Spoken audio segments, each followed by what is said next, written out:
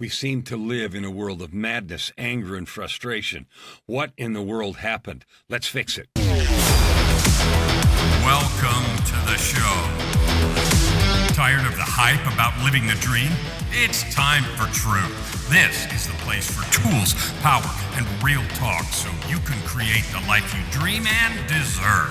Your ultimate life. Subscribe, share, create. You have infinite power. Welcome to Your Ultimate Life. This episode's going to go out the day after Christmas, and I want to talk about that. I picked this stained glass background because it reminds me of the cosmos. It reminds me of churches. It reminds me of worship. It also reminds me of the trip through the universe that I took when I died and had the conversations with God at the door between life and eternity. But what I want to talk about today isn't dying or coming back to life. I want to talk about love is still the answer. We live in a time right now when, if you look around the world, there's hunger, there's cruelty, there's greed, there's all kinds of negative things going on. And you know, it is really hard to tell how much and where, because the places we get information really focus on the negative. All the floods and all the wars and all the civil wars and all the injustice and all the lawsuits and all this and that and who's convicted of that and the riots and the protests and in countries all over the place.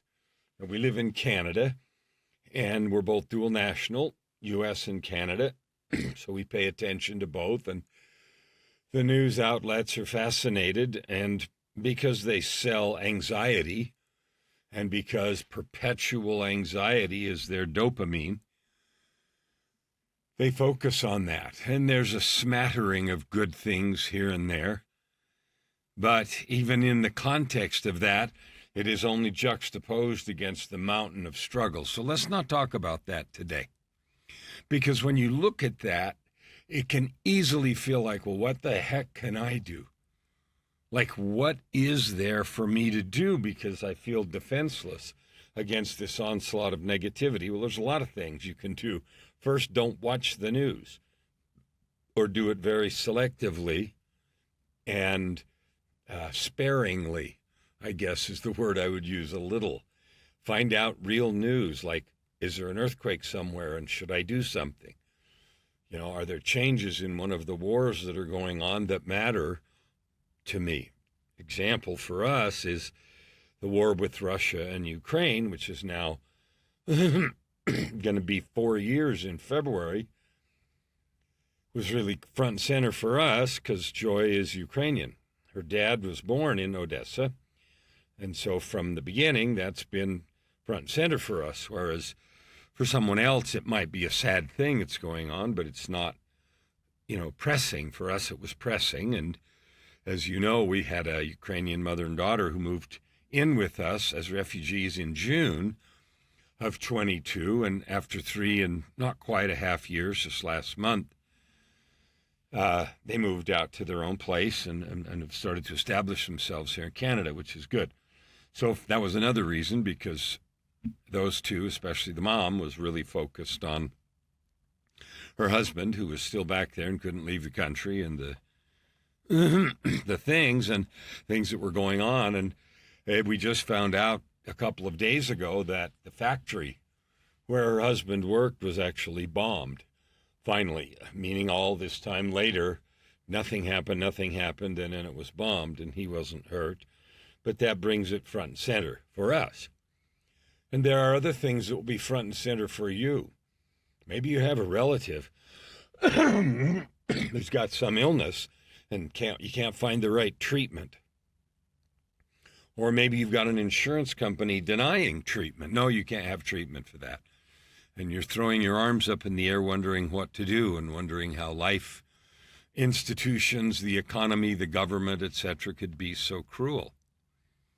All of those things are real and happen. I've got a situation right now with, as you know, with this back problem that has been in the making for 20 years, but about 2.5 years ago now, July of 23, it exploded on me, and I've been limping ever since, and on some pain meds and physiotherapy, and finally I'm to see a specialist.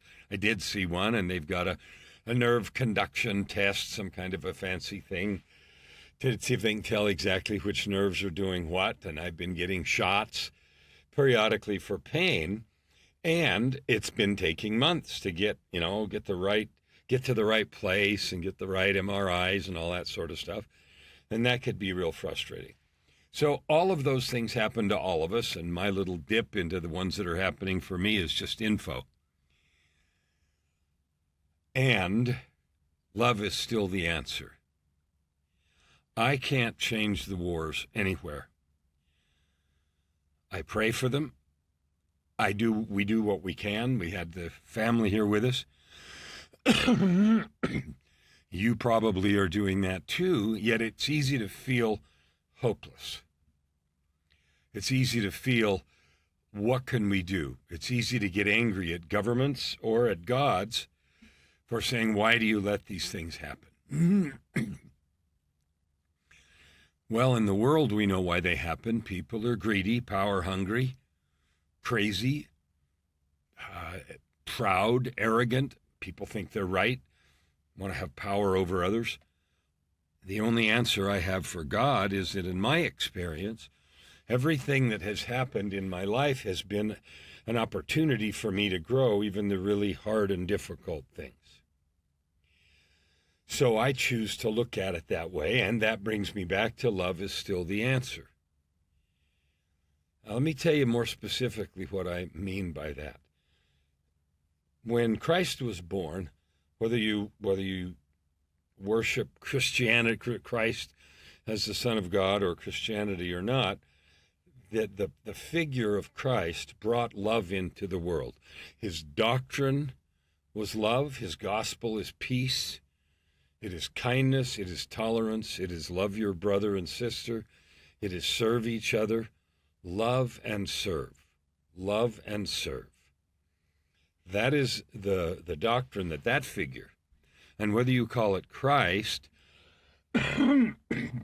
excuse me, or compassion, it's the same miracle. And here's why. What if we choose, just because we can, in every interaction, to be compassionate, to be kind? That doesn't mean we have to agree. It doesn't mean we have to allow people to break the law or to endanger or jeopardize others. But it does keep us from being bitter, from being revengeful, from being vicious, from being unkind. In the discourse in the public square, we see boatloads of that, and we see the fruit of that unkindness and vitriolic spewing of language. Whether it's, swearing and violent words, or whether it's couched in beautiful explanation and rhetoric, it's the same vitriol. You see both, right? If you listen to the news or watch social media, you see some people being critical of others with violent and vitriolic language, and you see others saying exactly the same thing, but all reasoned out and explaining why this, that, and the other. And the purpose is the same: to create negative feeling one side to the other. What if we tried really hard to create love? What if that were really the focus? Like, what if you choose to get up every morning and ask, what can I do to bring love into the world? Well, the first thing is love yourself. Do you have a self-love ritual, a self-love practice every day? I didn't used to, and I lived in a lot of self-loathing instead of self-love. I do now, and it's wonderful. It makes me feel warm and good every day. It makes me feel wrapped in the arms of the universe.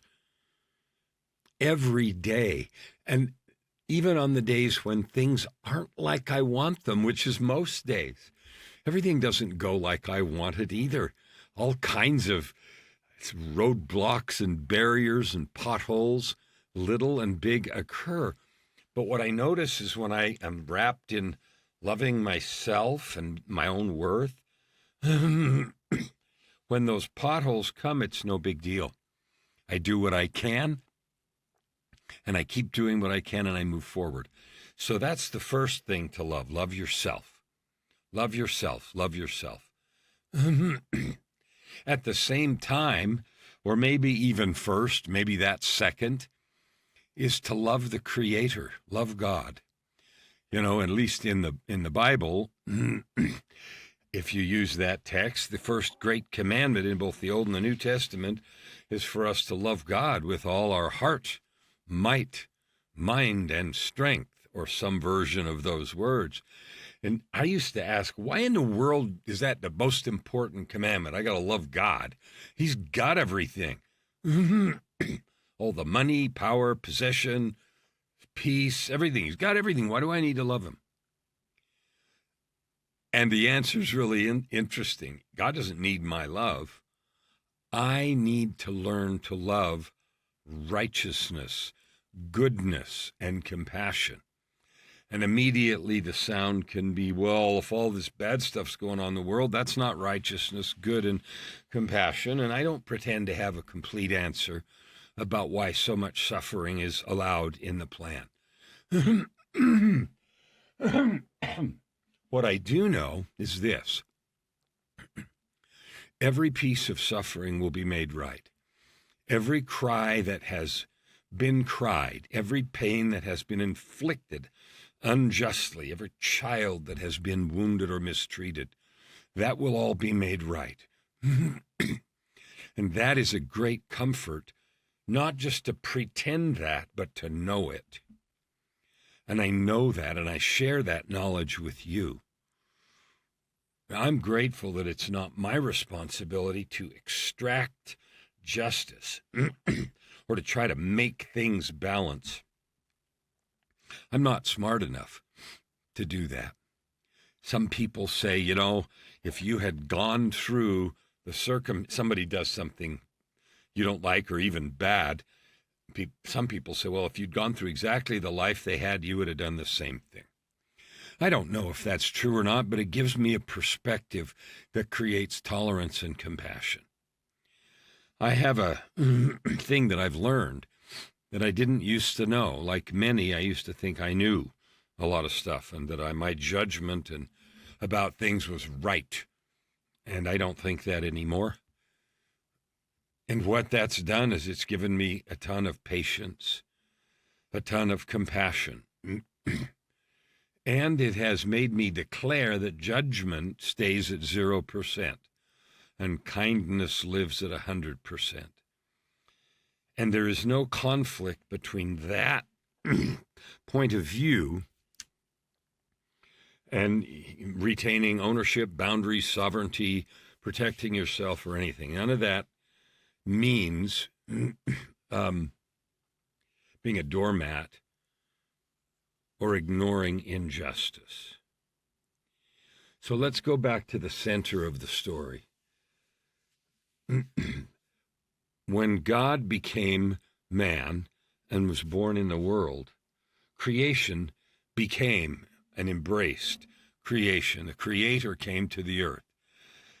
And if so, you know, God created galaxies and the space. And if you want to read about my own experience in the book, Meeting God at the Door, I describe what happened in the 3 conversations I had at the door between life and eternity, and one of them included a trip through the universe, and I saw and heard unspeakable things.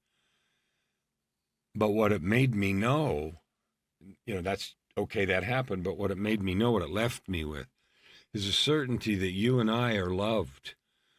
We were intentionally created and loved, and even when life is hard, we're loved. And that certainty makes me able to love myself and you no matter what. It makes me able to be patient no matter what. It makes me able to forgive no matter what. And to be super grateful that the responsibility for retribution, justice, or setting things right is not in my hands. So here's what I want you to understand. Love is not just a feeling. It's not just a sense of compassion or a sense of familiarity. Love is a verb, and it is an actual power. It is the power by which galaxies are created and held together. The Spirit of God is in everything, through everything, and holds everything together. What a magnificent truth. The other thing I know is that this Christmas celebration, for those that choose to use it, and there are other celebrations in other traditions that celebrate exactly the same principles, and that is love is the center of everything. Love created everything. Love is all the answer, and love will continue. Love is the greatest, no matter what. Sometimes I misunderstand that and think that that means permissiveness and letting everything, getting everything I want and all that stuff. And when we think about it for a minute, we realize that can't be the truth. Love is literal power. And it's easy to see manifestations of that. People that make great sacrifices for friends, mothers who run in, lift up cars to save their children, people that do incredible things in the name of love. And in the Christian tradition, Christ suffered the pains and sins and pains and sicknesses and everything of everybody as he prayed in the garden and then again on the cross, and took upon him that burden, and that was an act of unspeakable, incomprehensible love. Love is the answer every time. And we sort of take Christmas and we have turned it into kind of a commercial thing. And it's fun to give gifts. There's no question. I have way more fun giving them than getting them. When I was a kid, that wasn't true. I mean, it was fun going Christmas shopping. My brother and I would save our pennies and dollars, and we would, go Christmas shopping for the family, all the members of the family. And usually my brother and I would go together to the mall. And there was a mall within walking distance of our house. When we lived there to start with, that mall was an onion field, I understand. And I remember when construction started, and it was one of the early malls, and it was built in the 60s, and it was called Sun Valley Mall. And at the time, it was quite large compared to other shopping centers in the world. I don't know if it ever held the distinction, even at the time, of being the largest, but it was quite big, 2 levels and quite long, and 3 major anchor stores, J.C. Penney on one end and Sears on the other, and Macy's in the middle. And we all know the fate of different stores over the decades. But we used to have our money and we'd go to the mall because that was the place where they had 120 stores or 120 something. And there was something for everybody. And so we would talk together about what we were getting everybody, and we didn't have very much money, so it was never very extravagant. And then we'd have to kick each other away. You go over there, and we'd buy stuff for each other and hide it in our shopping bags, And we usually went the day or two before Christmas on the 22nd or 23rd, and then we'd spend the night wrapping gifts. And it was a fun time.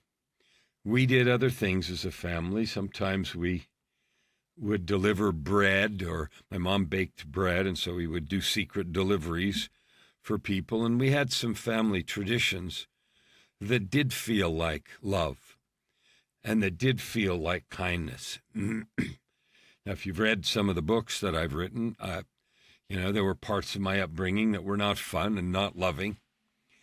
But we did have some really nice traditions around Christmas that were beautiful and reminded me of love. And whether you celebrate Christmas per se as a Christian or not, why don't we talk about the practice of compassion and love as the real success? Because, it doesn't really matter how much money I make or you make. It doesn't really matter if my book is in lights on Times Square.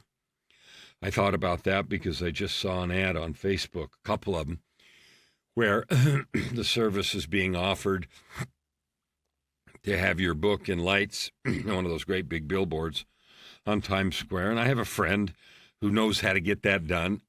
I've never pursued that, but I found out how to do it. So I could do that if I wanted to. And it isn't all that expensive, a few $100s to have it up there for so many times, 7 seconds every 2 o'clock hour for a week or something, whatever it is, there's a cadence. And you can buy that billboard space and have your thing up there. But more important than those is the precious moments with friends or with family or even with yourself or with your God. If you don't have a practice of prayer or meditation of some kind, this is an opportunity to think about that. Because I have found, and I did a conversation on this the other day, gratitude is one of the big keys to happiness. So this podcast is about creating your ultimate life, purpose, prosperity, and joy. And that isn't created by having everything you want. It isn't created by having power over others. It isn't even created by having no health challenges or no financial challenges. It's created by choosing to be grateful for what you have. It's choosing to be the embodiment of love all the time. And it's choosing to be of service and add good to the world. Gratitude, love, and adding good to the world, service. That makes for happy. None of those things can be bought. Gratitude can't be purchased. Love cannot be purchased. Service cannot be purchased. And we all know happiness truly is an inside job. If I get something from outside, I get a new pair of skis, or I used to love to buy new skis every year. That was fabulous. Ooh, new skis every year. That was wonderful. I'd research what kind and, kind of cut did I want and what kind of terrain were they good on and everything else. And they were happy for a little bit. And each time I wore them, it was cool to have this or that. The truth, that isn't happiness. That isn't joy. That all comes from inside. So let's talk about what the practice of compassion and forgiveness look like. Why don't you think of someone right now that you could forgive? Maybe they'll never know you forgave them. It might involve sending something and say, this or that happened, and I just want you to know, in case it matters, I forgive you. I hold no ill will.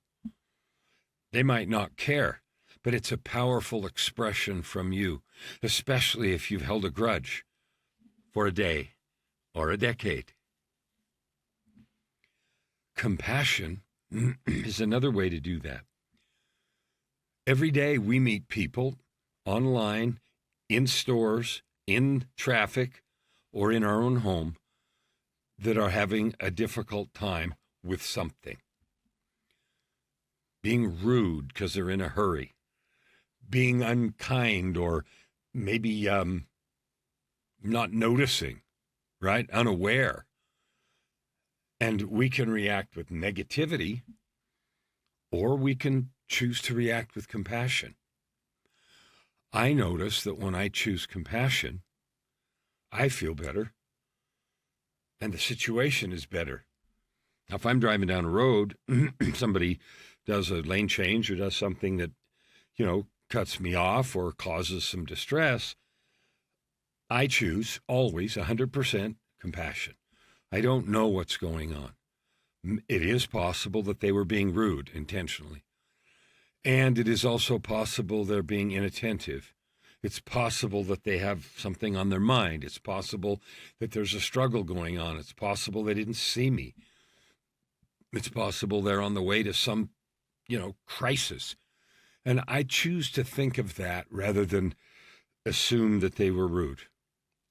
I love doing that. When I'm in line and things are going slowly, I do the same thing. When I get a notice from the Canada Revenue Agency, even before I open it, I do the same thing. What I notice about that is I live in peace. I am become complete inner peace. And that's a fabulous thing to say. And it's even more fabulous thing to have be true. And I'm not magic. That's a created state. And Christmas is a time to remember that more fully. You know, one of the things Christ said, and it's also true in other traditions, is he said, "Peace be unto you. My peace I give unto you." And then he went on to explain it's not worldly peace, it's spiritual peace. And I used to think, well, that doesn't pay my bills. And no, it doesn't. But it changes everything about doing it. I no longer feel stressed or upset, even when things outside aren't going my way. So I'm asking you to join me. Think of someone right this minute that you can forgive just because you can.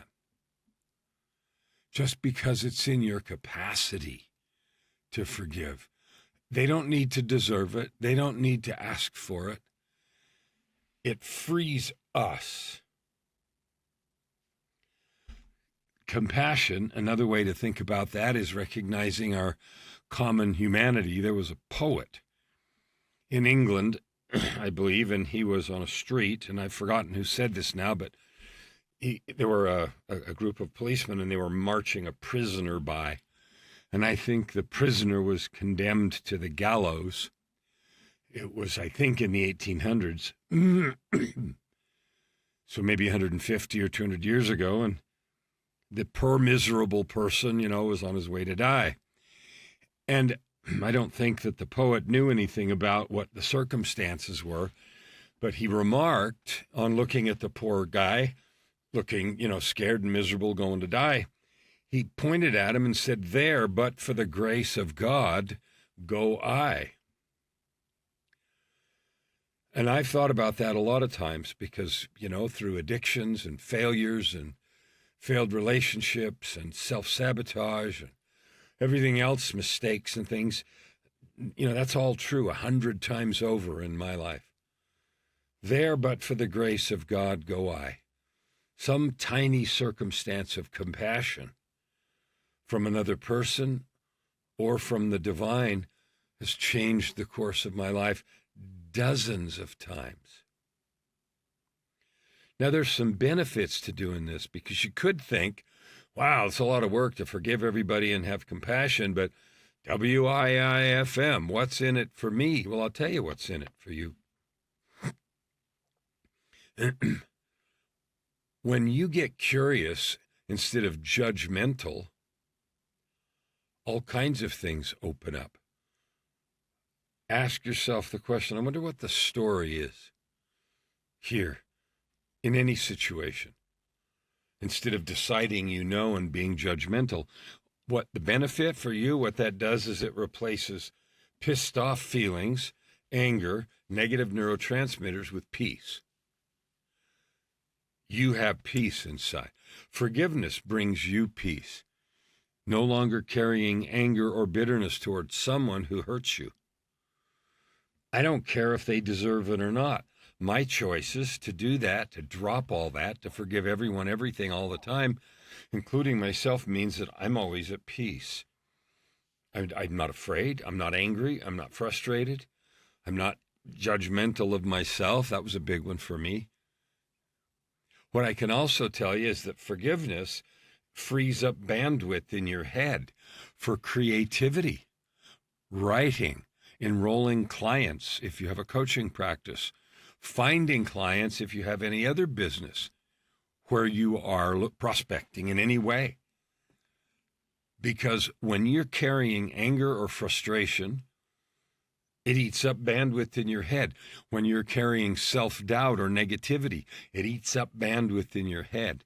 Christmas for me is a time to remember a very important truth. You're a child of God. So am I. That means that God knows your name. He knows exactly the situation you're in. And he knows exactly how you got there. How much of it you did to yourself? I did a lot of mine to myself. Or how much of it came because of the either insensitive or cruel actions of others? And how much of it came just because life happens? And in knowing that, what I've noticed is that help is always available. And I've given up now. I used to demand help in a certain way. Well, if you're going to help me, then do this. Help me create a bunch of money right now so I can dig out of this situation. That's rarely the help that comes. The help that comes is ideas about what to do. The help that comes sometimes is courage to go do it. The help that comes sometimes is people to talk to and meet that have some possible answer or opportunity or path to move down.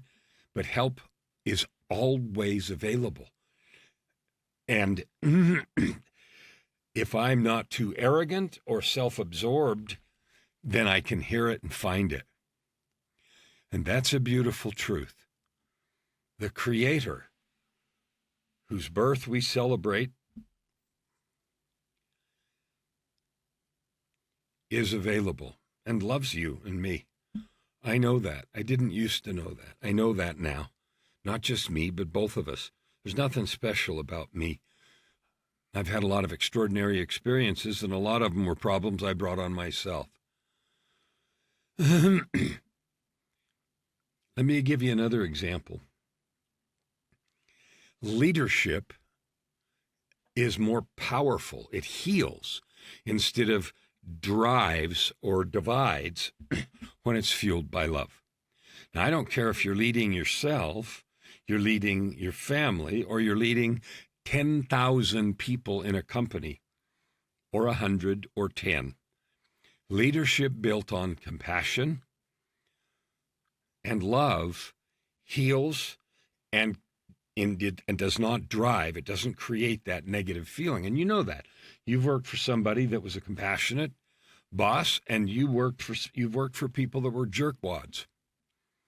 You may have done your work under the jerkwad, but it wasn't with joy, and it wasn't in any positive, context. When you work for a boss, and I know this because I've done it, who is compassionate and, also expects you to do your work, you feel like you'll bust your butt for them. Do extra, stay late, work harder. Why? Because the relationship is one of compassion and forgiveness and direction and correction. So it has the choice to live in compassion and love and forgiveness has benefits, financial benefits, relationship benefits, spiritual benefits, health benefits. I read a book called Anger Kills by a Dr. John Sarno, written a number of years ago, but he did a very large study about life expectancy and illness. And he studied people that were at peace and people that were perpetually angry. And no surprise, the angry people died several years sooner. In a very significant number of them, big percentage, lost 5 to 8 to 10 years of life because of the corrosive nature of negative neurotransmitters. So there's physical impacts, digestion impacts, relationship impacts, financial impacts, career impacts, and all kinds of things that come to us if we choose a life of love, if we choose a life of service. So I'm going to ask you, let me give you a couple of challenges here. A miracle is not necessarily a one-time event. We define a miracle as, scientifically, it's a highly improbable event, right? Because anything is possible. So a super highly improbable event happens for which we have no explanation, and that's a miracle. Sometimes there's relationship miracles where someone who's been estranged makes just a different decision, and then a new opportunity in relationship begins. Sometimes financial miracles occur when you've been trying something and all of a sudden it works. I was interviewing someone the other day, and they were talking about sales miracles and the way they teach their salespeople. And this is a very high profile and long-standing sales trainer, been in the business 30 years of training sales. And he trains people on creating and expecting miracles. Creating miracles. Can you imagine that? Do you live in a state of miracles? Christmas is the sign of miracles. It is the sign of forgiveness. It is the sign of love. It is a symbol of compassion together. And we talk about it, sermons in churches, and people, open their hearts, even in that movie Scrooge, when Scrooge is having the conversation with his nephew, Bob Cratchit. Cratchit says, it is that one time of year when people seem to open their shut-up hearts and exercise compassion to their fellow beings. I encourage you, whether you are of the Christian tradition or not, love yourself. Think of someone you can forgive and then do it. Create more space in your heart by eliminating old grudges. Create a smile on your face and on someone else's face by going out of your way to serve. Maybe you want to do something very specific and concrete, volunteer at a local food bank or a local Salvation Army or thrift store. Go through your closet and your garage and give away everything you can. There are people who need it. One of the things I dearly love about Joy, my wife, my angel, I'm married to an angel, is that we regularly go through stuff that we're not using. Sometimes it's good, really, really good stuff. And we just give it away. We're not using it.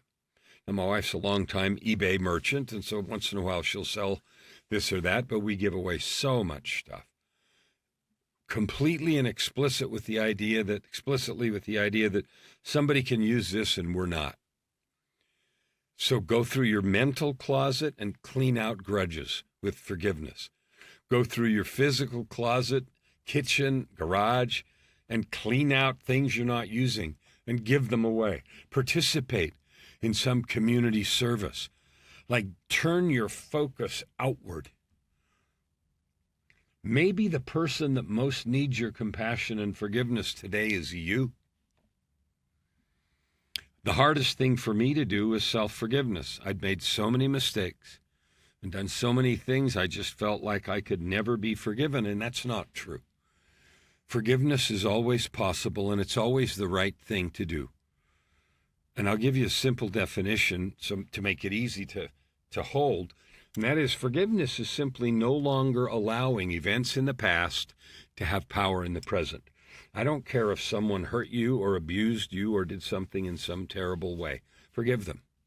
It doesn't mean you endanger yourself or you don't protect yourself, none of that. But it does mean to quit holding grudges. Now, sometimes stuff people do to us, or stuff we might do to someone else leaves permanent scars. Okay, my brother, when we were younger, threw a tennis ball can at me.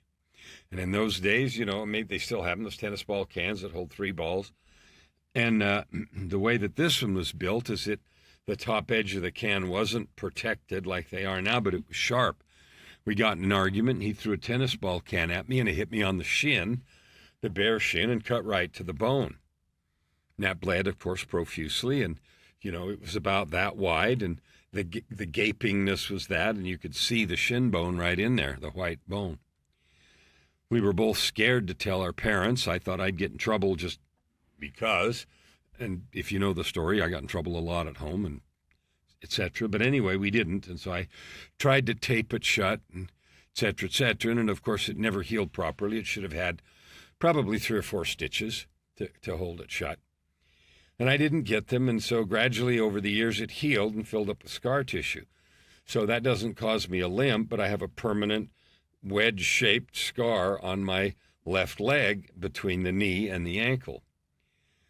That is equivalent to any kind of a mark that you might have from something that happened. Forgive anyway. Forgive everyone, everything. Choose to love yourself and others.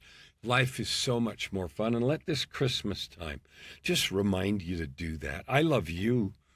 without hesitation. I have no idea what you've been through in your life, but I know for sure that some of it, if not much of it, has been difficult, and some very difficult. And maybe there are things that you think, well, if so-and-so knew such and such, they wouldn't like me. I love you. Period. You're a child of God. You wouldn't be watching this if you weren't trying to add good to the world. Forgiveness is 3 steps. Fix what you can. And often the hardest things, or the things that we've done that hurt the most, can't really be fixed, no matter how many times we apologize. Nevertheless, we fix what we can. We change who we are so that we won't do that again. And then we spend our time and effort adding good to the world, making a difference. Forgiving others is the same. Fix what you can of the damage that was done to you. Don't expect anything from anyone. Change who you are in terms of your anger toward them. Maybe they'll get consequences and maybe they won't, but that's not ours to worry about. So fix what you can. Change who you are, even though they made the mistake. And that doesn't mean pretend it wasn't there, but it does mean you are no longer the person that holds anger and bitterness. You are no longer the person that is, vicious or wishing they would, get some consequence. And then add good to the world. I can make you a promise. If you choose love and fierce ownership, your life will be better. Way better. If you clean out the closet with forgiveness, you'll be way happier. And you know what else I know? Getting rid of anger, frustration, negativity, blame, and all that stuff, it opens up our creative possibilities exponentially and gives us a view of how we can make money, make a living, and make a difference at the same time. Love and forgiveness are the central themes of Christmas. I love the feeling, the doctrine, and the value and the teachings of this time of year. And I love you. Don't let anything get in your way or keep you from living in your own heart in love as you create your ultimate life. Never hold back and you'll never ask why. Open your heart and this time around. Right here, right now. Your opportunity for massive growth is right in front of you. Every episode gives you practical tips and practices that will change everything. If you want to know more, go to KellanFluckigerMedia.com. If you want more free tools, go here, YourUltimateLife.ca. Subscribe. Share. Stand with your heart in the sky.